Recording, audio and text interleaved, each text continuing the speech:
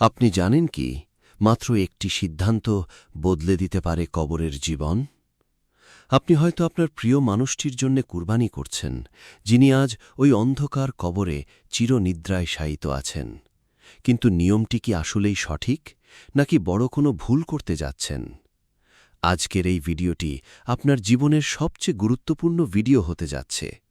মৃত ব্যক্তির নামে কুরবানি করা কি আসলেই জায়েজ, নাকি এটি নিছক আবেগ?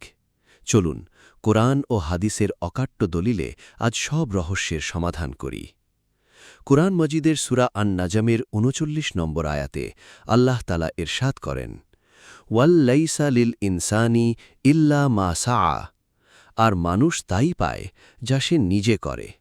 এই আয়াতে আল্লাহ মূলত নিজের কর্মের প্রতিদান পাওয়ার বিষয়টি স্পষ্ট করেছেন। তবে মৃত ব্যক্তির জন্যে দান সদাকা ও নেক আমল করার বিষয়ে হাদিসে স্পষ্ট নির্দেশনা রয়েছে। রাসূলুল্লাহ সাল্লাল্লাহু আলাইহি ওয়াসাল্লামের সুন্নাহ ও উম্মাহের সর্বসম্মত সিদ্ধান্ত অনুযায়ী মৃত ব্যক্তির পক্ষ থেকে কুরবানি করা জায়েজ। সাহাবীগণ এবং পূর্বসূরি ওলামায়ে কেরাম এটি সমর্থন করেছেন।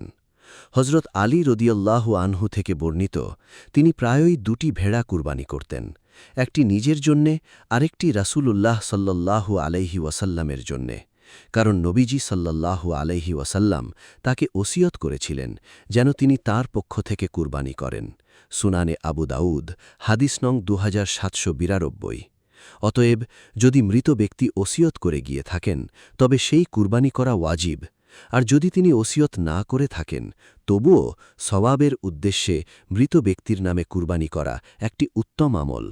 এতে মৃত ব্যক্তি আল্লাহর রহমতে সওয়াব লাভ করবেন এবং এটি আমাদের প্রতি আমাদের ভালোবাসার একটি বহিঃপ্রকাশ। প্রিয় দর্শক, মৃত প্রিয়জনদের জন্য দোয়া করুন, দান করুন এবং সামর্থ্য থাকলে তাদের নামে কুরবানি করুন। আল্লাহ হাফেজ।